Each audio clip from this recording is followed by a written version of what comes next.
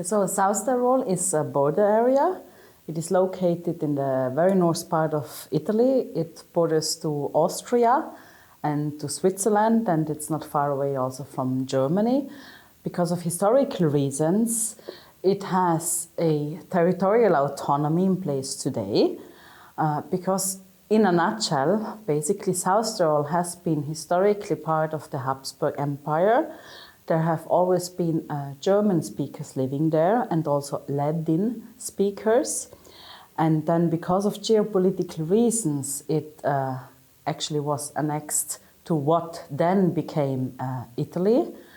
And it underwent also repressive measures in the sense that the German language and the Austrian influenced culture was forbidden during the Mussolini regime, during fascism.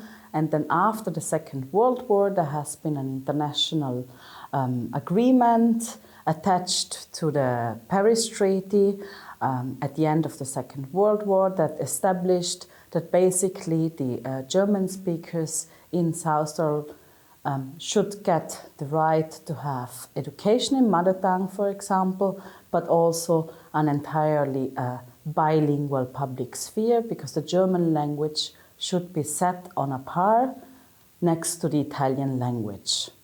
Basically, the South Tyrolian autonomy today is based on many negotiations during the 50s and the 60s that actually then resulted in the basic autonomy law of South Tyrol. This is a constitutional law of the year 1972, and this constitutional law is a set of provisions, it's more than 100 provisions that set up a power sharing system within the subnational unit of South Tyrol. So this is a special area in the Italian regionalist state. And this means that basically in South Tyrol, the language groups that live there share the power when it comes to political institution. And this also means that there are special relations between South Tyrol and the central authorities, so between South Tyrol and Rome. The different mechanisms that have been established to first implement the South Tyrolian autonomy law, so to establish a bilingual public sphere, to establish a quota system in the public administration, to establish a bilingual judiciary, to establish also schools that run in German language and schools that run in Italian language, that still have obviously also the teaching of the respective other language, to establish all these things, to put basically into practice what is written in the 1972 Basic Law of South Tyrol, a joint commission was established. This joint commission is composed of representatives from South Tyrol and representatives from the central authorities, so from Rome, and it's also composed of representatives that are of German mother tongue and representatives that are of Italian mother tongue. They were sitting together for many years to write down implementing legislation so that actually all what has been foreseen in the autonomy statute also got into practice.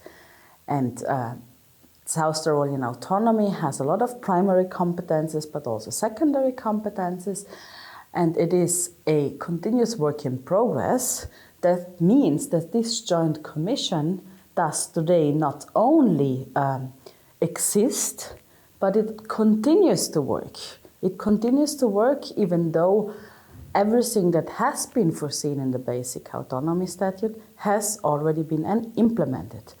But autonomy is a continuous work in progress, and therefore this commission continues to work because there is still some necessity to clarify responsibilities between Rome and South Tyrol, to redefine and revisit the distribution of competences between these two levels of government.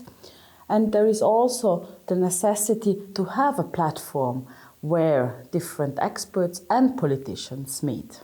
So in the case of South Tyrol, and I think we can also generalize this, at least from what I know from the comparative studies we do in URAC research, three key principles or factors are continuous dialogue, because this creates one, trust.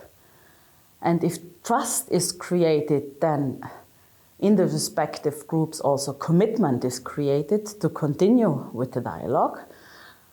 And then, as a third factor, I would like to mention good governance, because the South Tyrolean autonomy is based on historical reasons.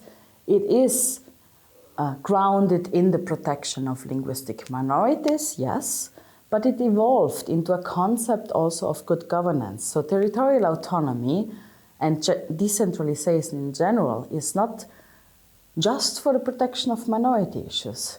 It's also a general added value for any state, in the sense that it creates good governance. It can create laboratories of policy making, so different policies can be